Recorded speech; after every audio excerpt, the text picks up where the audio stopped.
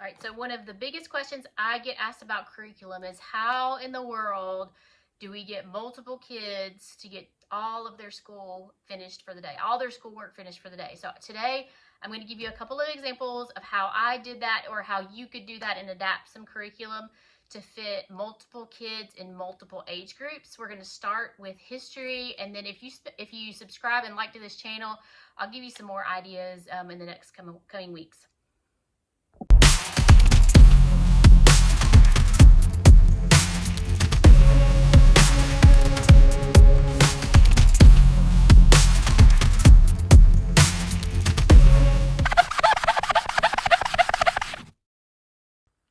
All right, so this first curriculum that I've got today for multi-age, multi-kids, for example, is something I used for multiple years. I found it just wonderful.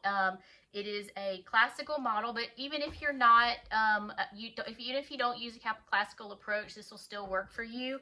And that is Mystery of History. This is I believe there are there's 4 volumes of this, so there'd be 5 years of Mystery of History, and sorry for the glare there from the lights up above, but the one that I pulled today is a volume 1, and this is a brand new one that I'll have listed up on our eBay store in just a little bit. But the benefit of a curriculum like Mystery of History is that you buy this textbook brand new usually is about $100, so that's expensive. Usually I buy them used, which is about half as expensive. But this book, one book that looks like a textbook, it's 3-hole punch, so I used to have this binding cut, and then I'd put it in a notebook so that I can make copies.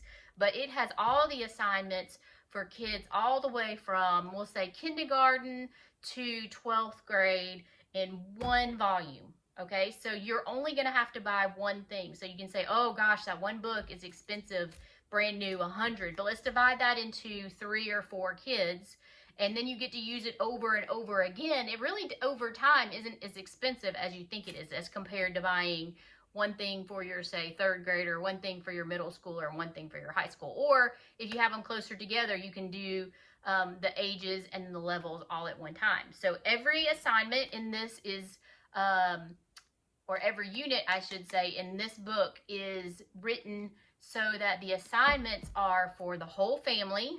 You read together, and then you have individual assignments based on the age, and you decide what that is. So if you have one that's kind of in the middle, say you're like a 6th or 7th grader, or even a 5th grader that's kind of a little bit precocious, then you decide what level they have. So there's 3 different levels, and it also includes book lists. It has tests if you want to give those, and then you can even decide how you want to give those. If you have a young one that's not reading well, then you can do that out loud, but it's all together. So that's one of my favorite ways to be more efficient with your time, energy, and effort in teaching kids together when you have multiple kids, is to buy curriculum that is written for multiple age groups. It's not written for just one specific grade or even one specific, we'll call them schools, so elementary, middle, or high school. So Mystery of History is an example of that. There's a lot of other ones out there. If you're interested in that, give me a message and I'll send you some more as well. So we're just talking about history today.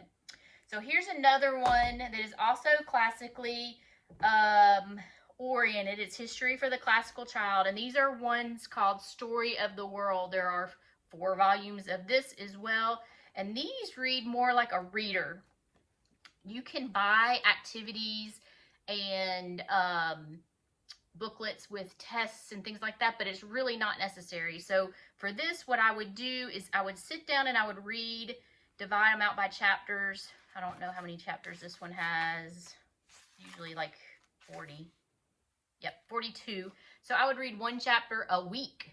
Okay, so you just divide a chapter into a couple days, and then within each one, if you have an older child, maybe you'll have them write a paper on it. If you have a younger child, you may have them draw a picture or buy another thing, and that's another example of something else how to incorporate. So if you're going to use something like this, this is Story of the World. This is kind of a storybook, not really a textbook, okay? And it does have supplemental things. This one I found on eBay for $5 or $6. It costs nothing, because this one, they usually, a lot of families will have them.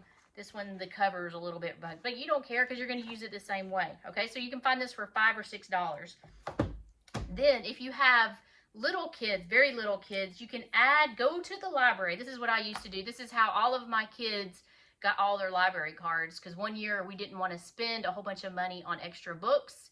Everybody got a library card. We maxed it out all the time because you could borrow 50 books at a time. And so if I just had a library card, we'd max that out really easily. So I go to the library. If you are studying ancient Rome, a specific chapter, then you would pull a book about Rome, another word about the ancient world, and Romulus and Remus, and ancient Rome. And then you can read these books, or if your kids are old enough, this is a kind of a little chapter book. If your kids are old enough, they can read that on their own as well. So you don't even need a textbook. You don't need to spend, you spent $5 and that's it, $5, and you have borrowed all of these books from the library. Sometimes you don't even need to reserve them. I just go to the library, go to the non-fiction section and take everything off. I don't even really look at it. I look at it when I get home and I get all the books. That's easy, quick and easy. One other resource, say you are working from home or you have a new baby and you just don't have time to read with a younger one that's not great at reading by themselves, like some of these little tiny chapter books or little reading books.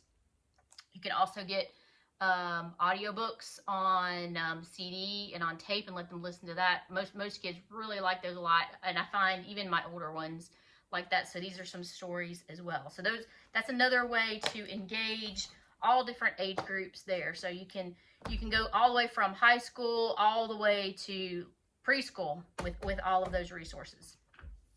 Finally, if not having all the assignments laid out for you, just like the story of the world is just too hard for you to handle, then a good way to get all of your kids together, no matter what age group they are, is to use the oldest in your text, in your spine.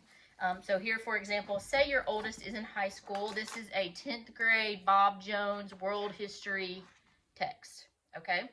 So you're going to use the topics that your oldest is covering. So in here we have 24 chapters. We'll divide the 24 chapters over, I usually did 40 weeks instead of 36 weeks for a school year, just because that gives me a little bit of time to make up if we get behind or if something happens. So I divide that over a 40-week school year. And then whatever your oldest one is studying, so say we're on chapter 7, the civilizations of Asia and Africa. The topics are India, China, Japan, Mongol Empire, and Africa. You're going to study that time period with your younger ones. Okay, so you're going to study India.